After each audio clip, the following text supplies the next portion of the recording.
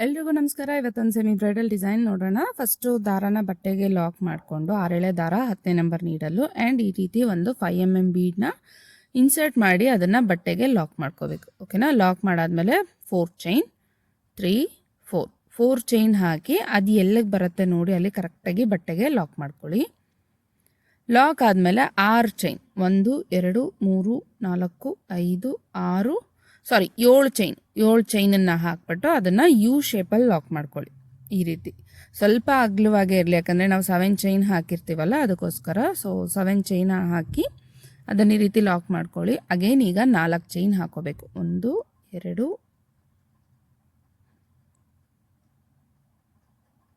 3 4 ಚೈನನ್ನು ಹಾಕಿ ಅದು ಎಲ್ಲಿಗೆ ಬರುತ್ತೆ ನೋಡಿ ಅಲ್ಲಿಗೆ ಲಾಕ್ ಮಾಡಿಕೊಂಡು ಈಗ ಮತ್ತೆ ಒಂದು ಮಣಿ. ಸೊ ಎಲ್ಲೆಲ್ಲಿ ಕುಚ್ಚು ಬರುತ್ತೋ ಅಲ್ಲಲ್ಲಿ ಈ ಮಣಿ ಬಂದಿರುತ್ತೆ, ನೋಡೋದಕ್ಕೆ ತುಂಬ ಚೆನ್ನಾಗಿ ಕಾಣಿಸುತ್ತೆ ಅಂತ. ಸೊ ಮಣಿನ ಲಾಕ್ ಮಾಡಿಬಿಟ್ಟು ಆಮೇಲೆ ಬಟ್ಟೆಗೆ ಲಾಕ್ ಮಾಡಿಕೊಂಡು ಅಗೈನ್ 4 ಚೈನ್ನ ಹಾಕಿ ಅದು ಎಲ್ಲಿಗೆ ಬರುತ್ತೆ ನೋಡಿ ಅಲ್ಲಿಗೆ ಲಾಕ್ ಮಾಡಿ. ಲಾಕ್ ಮಾಡಾದ್ಮೇಲೆ ಈಗ ಮತ್ತೆ 7 ಚೈನ್ 3 4 5 6 7 ಚೈನನ್ನು ಹಾಕ್ಬಿಟ್ಟು ಅದನ್ನು ಕೂಡ ಸ್ವಲ್ಪ ಯು ಶೇಪ್ ಬರೋ ರೀತಿ ನೋಡಿ ಲಾಕ್ ಮಾಡ್ಕೊಳ್ಳಿ. ಸೊ ಮೇನು ಆರ್ಚು ಕರೆಕ್ಟಾಗಿ ಯು ಆಗಿ ಬರಬೇಕು ಅಂದರೆ ಈ ರೀತಿ ನಾವು ಯು ಶೇಪಲ್ಲಿ ಕೆಳಗಡೆ ಬೇಸ್ ಚೈನನ್ನು ಹಾಕೋಬೇಕು. ಅದಾದಮೇಲೆ 4 ಚೈನ್ ಹಾಕಿ ಲಾಕ್ ಮಾಡಿಕೊಂಡು ಈಗ ಒಂದು ಮಣಿನ ಆ್ಯಡ್ ಮಾಡ್ಕೊಳ್ಳಿ. ಈ ರೀತಿ ಒಂದು ಮಣಿ ಹಾಕಿ ಆ ಬೀಡನ್ನ ಲಾಕ್ ಮಾಡಿಬಿಟ್ಟು ಅದನ್ನು ಬಟ್ಟೆಗೆ ಲಾಕ್ ಮಾಡಿಕೊಂಡು ದಾರ ಕಟ್ ಮಾಡ್ಕೊಳ್ಳಿ. ಸೊ ಇದು ಬಂದು ಫಸ್ಟ್ ಸ್ಟೆಪ್ಪು ಸ್ಯಾರಿ ಫುಲ್ ಇದೇ ಕಂಟಿನ್ಯೂ ಆಗುತ್ತೆ. ಫಸ್ಟ್ ಲಾಸ್ಟಲ್ಲಿ ಮಣಿ ಬರೋ ಥರ ನೋಡ್ಕೊಳ್ಳಿ. ಆ್ಯಂಡ್ ಮಧ್ಯದಲ್ಲಿ ಆರ್ಚ್ ಮಧ್ಯ ಒಂದೊಂದು 4 ಚೈನ್ ಆದಮೇಲೆ ಮಣಿ ಬರಬೇಕು. ಆ ಮಣಿ ಆದಮೇಲೆ ಮತ್ತೆ ಒಂದು 4 ಚೈನ್ ಬರಬೇಕು. ಸೊ ಈಗ ನಾನು ಸೇಮ್ ಕಲರ್ ದಾರಾನ ಇಲ್ಲಿ ಲಾಕ್ ಏನು ಮಾಡಿದ್ನಲ್ಲ ಕೆಳಗಡೆ ಆ ಲಾಕ್ ಮೇಲೆ ಲಾಕ್ ಮಾಡಿಬಿಟ್ಟು ಫಸ್ಟ್ 4 ಚೈನ್ ಹಾಕಿ ನೋಡ್ತೀನಿ. ಅದು ಕರೆಕ್ಟಾಗಿ ಬರಲಿಲ್ಲ ಅಂದರೆ ಆ ಕುಚ್ಚು ಹಾಕೋದಕ್ಕೆ ಗ್ಯಾಪ್ ಬೇಕಲ್ಲ ನಮಗೆ, ಆ ಗ್ಯಾಪ್ ಬರಲಿಲ್ಲ ಅಂದರೆ ನಾನು ಇನ್ನೊಂದು ಚೈನ್ ಎಕ್ಸ್ಟ್ರಾ ಹಾಕೋತೀನಿ. ನೋಡಿ ಕುಚ್ಚು ಹಾಕೋಕ್ಕೆ ಗ್ಯಾಪ್ ಇಲ್ಲ 4 ಚೈನ್ ಹಾಕಿದ್ರೆ. ಸೊ ನಾನು ಇನ್ನೊಂದು ಚೈನ್ ಹಾಕೋತೀನಿ. ಓಕೆನಾ? 5 ಚೈನ್ ಹಾಕಿ ಲಾಕ್ ಮಾಡ್ಕೋತೀನಿ. So put 5 chain and lock here. ಅದಾದಮೇಲೆ ಮತ್ತೆ ಪಕ್ಕದಲ್ಲಿರೋ 4 ಚೈನ್ ಒಳಗಡೆ 2 times slip stitch, 2 times single stitch, ಈ ರೀತಿ 2 ಟೈಮ್ಸ್ ಸಿಂಗಲ್ ಸ್ಟಿಚ್ ಮಾಡಿ. ಸೊ ಈಗ ನೀಡಲ್ ಮೇಲೆ ದಾರ ತೊಗೊಂಡು ಈ 7 ಚೈನ್ ನಾವೇನು ಹಾಕಿದ್ದೀವಲ್ಲ ಇಲ್ಲಿ ಡಬಲ್ ಕ್ರೋಶೆ ಮಾಡಬೇಕು. ದಟ್ ಈಸ್ ಕಂಬ ಹಾಕೋಬೇಕು. ಒಟ್ಟು 15 ಡಬಲ್ ಕ್ರೋಶೆ ಬರುತ್ತೆ. 3 4 5 6 ಇದೇ ರೀತಿ ಒಟ್ಟು 15 ಡಬಲ್ ಕ್ರೋಶನ ಹಾಕೋಬೇಕು. ನೋಡಿ ಈ ರೀತಿ ಡಬಲ್ ಕ್ರೋಶೆ ಆದಮೇಲೆ ಪಕ್ಕದಲ್ಲಿ 4 ಚೈನ್ ಇರುತ್ತಲ್ಲ ಅಲ್ಲಿ 2 ಟೈಮ್ಸ್ ಸ್ಲಿಪ್ ಸ್ಟಿಚ್ ಮಾಡ್ಕೊಳ್ಳಿ. ಸ್ಲಿಪ್ ಸ್ಟಿಚ್ ಆದಮೇಲೆ ಈ ಮಣಿ ಪಕ್ಕ ಒಂದು ಲಾಕ್ ಇರುತ್ತೆ, ಆ ಲಾಕಲ್ಲಿ ನೀಡಲ್ಲಿ ಇನ್ಸರ್ಟ್ ಮಾಡಿ ಅಲ್ಲೂ ಕೂಡ ಒಂದು ಲಾಕ್ ಮಾಡ್ಕೊಳ್ಳಿ. ಸಿಂಗಲ್ ಸ್ಟಿಚ್ ಮಾಡಿಕೊಂಡು ಅಗೈನ್ 5 ಚೈನ್ 3 4 5 ಚೈನ್ನ ಹಾಕಿ ಮಣಿ ಈ ಕಡೆಗೆ ಲಾಕ್ ಮಾಡ್ಕೊಳ್ಳಿ. ಈ ರೀತಿ ಲಾಕ್ ಮಾಡಿಕೊಂಡು ಮತ್ತೆ ಇದೇನು 4 ಚೈನ್ ಇದೆಯಲ್ಲ ಸೊ ಅಲ್ಲಿ ಕೂಡ ಮತ್ತೆ 2 times slip stitch single stitch. So ಡೈರೆಕ್ಟಾಗಿ ನೀಡಲ್ಲಿ ಇನ್ಸರ್ಟ್ ಮಾಡಿ ದಾರ ಎಳೆದು ಲಾಕ್ ಮಾಡೋದು. 2 ಟೈಮ್ ಆದಮೇಲೆ ಅಗೈನ್ ಈ 7 ಆರ್ಚ್ ಇದೆಯಲ್ಲ 7 ಚೈನ್ ಆರ್ಚ್ ಇದೆಯಲ್ಲ ಅಲ್ಲೂ ಕೂಡ ಡಬಲ್ ಕ್ರೋಶೆ ಮಾಡ್ಕೋಬೇಕು. ಒಟ್ಟು 15 ಟೈಮ್ಸ್ ಹಿಯರ್ ಆಲ್ಸೋ. ಸೊ ಒಟ್ಟು 15 ಡಬಲ್ ಕ್ರೋಶೆ ಬರುತ್ತೆ ಈ ಸ್ಟೆಪ್ಪಲ್ಲಿ.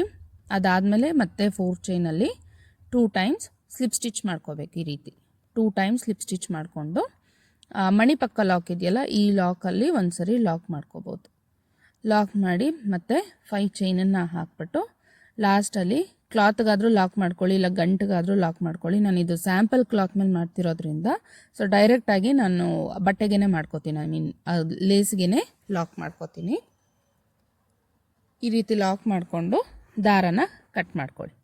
ಓಕೆನಾ? ಸೊ ಇದು ಈಗ final step. So alternative colour ತೊಗೊಳ್ಳಿ, ಕಾಂಟ್ರಾಸ್ಟ್ ಕಲರ್ ತೊಗೊಂಡು ಈಗ ಇಲ್ಲಿ ನಾವೇನು ಲಾಕ್ ಮಾಡಿರ್ತೀವಲ್ಲ ಲಾಕ್ ಮೇಲೆ ಲಾಕ್ ಮಾಡಿಬಿಟ್ಟು ಈ ಚೈನ್ ಒಳಗಡೆ ಒಟ್ಟು 4 ಸರಿ ನಾವು ಸ್ಲಿಪ್ ಸ್ಟಿಚ್ ಮಾಡಬೇಕು. 1 2 3 4 ಇದೇನು ನಾವು ಕೆಳಗಡೆ 4 ಚೈನ್ ಹಾಕಿದ್ವಲ್ಲ ಅಲ್ಲಿ 4 ಟೈಮ್ಸ್ ಸ್ಲಿಪ್ ಸ್ಟಿಚ್ ಮಾಡಬೇಕು. 4 to 5 ಟೈಮ್ ಮಾಡ್ಕೊಳ್ಳಿ. ಓಕೆನಾ? 5 ಟೈಮ್ಸ್ ಸ್ಲಿಪ್ ಸ್ಟಿಚ್ ಆದಮೇಲೆ ಈ ಪಕ್ಕದಲ್ಲಿ ಫಸ್ಟು ನಾವೇನು ಸಿಂಗಲ್ ಸ್ಟಿಚ್ ಮಾಡಿರ್ತೀವಲ್ಲ ಅದಕ್ಕೆ ಒಂದು ಸರಿ ಸಿಂಗಲ್ ಸ್ಟಿಚ್ ಹಾಕ್ಕೊಂಡು ನೆಕ್ಸ್ಟು ಈ ಕಂಬದ ಮೇಲೆ ನೋಡಿ ಈ ಥರ ಜಡೆ ಥರ ಬಂದಿರತ್ತೆ, ಓಕೆನಾ. ಆ ಜಡೆಗಳ ಮಧ್ಯೆ ಮಾತ್ರ ನೀಡಲ್ಲಿ ಇನ್ಸರ್ಟ್ ಮಾಡಿ ಲಾಕ್ ಮಾಡ್ಕೊಳ್ಳಿ. ಒಂದೇ ಒಂದು ಸರಿ ಸ್ಲಿಪ್ ಸ್ಟಿಚ್ ಮಾಡಿ ಅದಾದಮೇಲೆ ಒಂದು ಮಣಿ ಹಾಕಿ, ಮಣಿ ಆದಮೇಲೆ ಪಕ್ಕದ ಕಂಬದ ಮೇಲೇ ಮತ್ತೆ ಸ್ಲಿಪ್ ಸ್ಟಿಚ್ ಮಾಡಬೇಕು. ಸೊ ಅಗೈನ್ 2 ಟೈಮ್ಸ್ ಈಗ ಸ್ಲಿಪ್ ಸ್ಟಿಚ್ ಮಾಡ್ಕೊಳ್ಳಿ. 2 ಟೈಮ್ಸ್ ಸ್ಲಿಪ್ ಸ್ಟಿಚ್ ಆದಮೇಲೆ ಮತ್ತೆ ಒಂದು ಮಣಿ ಅದಾದಮೇಲೆ ಮತ್ತೆ slip stitch, 2 times slip stitch, ಓಕೆನಾ. ಸೊ ಮತ್ತೆ ಒಂದು ಮಣಿ. So every 2 times slip stitch ಆದಮೇಲೆ ಒಂದು ಬೀಡನ್ನ ಆ್ಯಡ್ ಮಾಡ್ಕೊಳ್ಳಿ, 3 mm ಬೀಡನ್ನ ಆ್ಯಡ್ ಮಾಡ್ಕೊಳ್ಳಿ. ಓಕೆ ನೋಡಿ, ಪ್ರತಿ ಜಡೆಗಳ ಮೇಲೆ ಜಡೆ ಥರ ಬಂದಿರುತ್ತೆ, ಅದ್ರ ಮೇಲೆ ಒಂದು ಸ್ಮಾಲ್ ಹೋಲ್ ಥರ ಕಾಣಿಸುತ್ತೆ. ಅಲ್ಲೇ ನೀವು ಕಂಬ ಆದರೂ ಅಷ್ಟೇ ಅಥವಾ ಈ ರೀತಿ ಆರ್ಚ್ ಮೇಲೆ ಏನೇ ವರ್ಕ್ ಮಾಡಬೇಕಂದ್ರೂ ಆ ಸ್ಪೇಸಲ್ಲೇ ಮಾಡಬೇಕು. ಆವಾಗಲೇ ಆರ್ಚ್ ಕರೆಕ್ಟಾಗಿ ಕೂತ್ಕೊಳ್ಳುತ್ತೆ. ಕಂಬಗಳ ಮಧ್ಯೆ ಮಾತ್ರ ಮಾಡೋಕ್ಕೆ ಹೋಗಬೇಡಿ, ಓಕೆನಾ. ಸೊ ಇದೇ ರೀತಿ ಮಣಿಗಳನ್ನ ಒಂದೊಂದಾಗಿ 2 ಆದಮೇಲೆ ಒಂದು 2 ಸ್ಟಿಚ್ ಆದಮೇಲೆ ಒಂದು ಮಣಿ, 2 ಟೈಮ್ ಸಿಂಗಲ್ ಸ್ಟಿಚ್ ಆದಮೇಲೆ ಅಥವಾ ಸ್ಲಿಪ್ ಸ್ಟಿಚ್ ಆದಮೇಲೆ ಒಂದು ಮಣಿ, ಅದನ್ನು ಸಿಂಗಲ್ ಸ್ಟಿಚ್ ಅಂತಲೂ ಕರಿತೀವಿ, ಓಕೆನಾ. ಈಗ ಸೊ ಫೈನಲ್ ಬೀಡ್ ಹಾಕಾದಮೇಲೆ 2 ಟೈಮ್ ಸ್ಲಿಪ್ ಸ್ಟಿಚ್ ಮಾಡಿ ಆ್ಯಂಡ್ ಇಲ್ಲಿ ಫಸ್ಟ್ ಸ್ಲಿಪ್ ಸ್ಟಿಚ್ ಇದೆಯಲ್ಲ ಅಲ್ಲಿಗೆ ಲಾಕ್ ಮಾಡ್ಕೊಳ್ಳಿ. ಸೊ 4 ಚೈನ್ ಮೇಲೆ ಫಸ್ಟ್ ಸ್ಲಿಪ್ ಸ್ಟಿಚ್ ಹಾಕಿರ್ತೀವಲ್ಲ ಅಲ್ಲಿಗೆ ಲಾಕ್ ಮಾಡಿಕೊಂಡ್ರೆ ನೋಡಿ ಈ ಥರ ಕಾಣಿಸುತ್ತೆ. ಇದಾದಮೇಲೆ ಅಗೈನ್ ಈ 5 ಚೈನ್ ಕೆಳಗಡೆ ನಾವೇನು 5 ಚೈನ್ ಹಾಕಿದ್ದೀವಲ್ಲ ಅದರೊಳಗಡೆ 5 ಟೈಮ್ ಸಿಂಗಲ್ ಸ್ಟಿಚ್, 3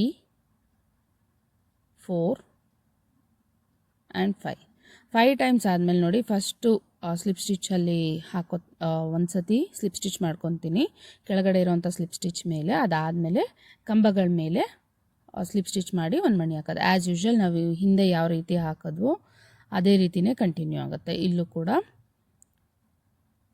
ಓಕೆನಾ. ನೋಡಿ ಕರೆಕ್ಟಾಗಿ ಕಂಟಿನ್ಯೂ ಆಗಿ ಎಂಡ್ ಮಾಡಬೇಕಾದ್ರೆ ಲಾಕ್ ಪಕ್ಕ ಒಂದು ಸ್ಲಿಪ್ ಸ್ಟಿಚ್ ಇರುತ್ತಲ್ಲ ಅಲ್ಲಿ ಫಸ್ಟು ಲಾಕ್ ಮಾಡಿಕೊಂಡು ಅದಾದಮೇಲೆ 5 ಚೈನ್ ಒಳಗಡೆ 5 ಟೈಮ್ ಸ್ಲಿಪ್ ಸ್ಟಿಚ್ ಮಾಡಿ ದಾರ ಕಟ್ ಮಾಡಿಕೊಂಡ್ರೆ ಡಿಸೈನ್ ರೆಡಿ ಆಗುತ್ತೆ. ಇದಕ್ಕೆ ನೀವು ಡಾಲ್ ಕುಚ್ಚಾದರೂ ಹಾಕ್ಬೋದು ಅಥವಾ ನಾರ್ಮಲ್ ಕುಚ್ಚಾದರೂ ಹಾಕ್ಬೋದು. ಡಿಸೈನ್ ಆದಮೇಲೆ ದಯವಿಟ್ಟು ಈ ಥರ ಪ್ರೆಸ್ ಮಾಡ್ಕೊಳ್ಳಿ, ಇದು ಸ್ವಲ್ಪ ಸ್ಟಾರ್ಟಿಂಗಲ್ಲಿ ಮರ್ಚ್ದಂಗೆ ಬರುತ್ತೆ. ಸೊ ಒಂದು ಸರಿ ಕ್ಲೀನಾಗಿ ಕೈಯಲ್ಲಿ ಪ್ರೆಸ್ ಮಾಡಿಕೊಂಡ್ರೆ ನೀಟಾಗಿ ಕೂತ್ಕೊಳ್ಳುತ್ತೆ. Thank you for watching.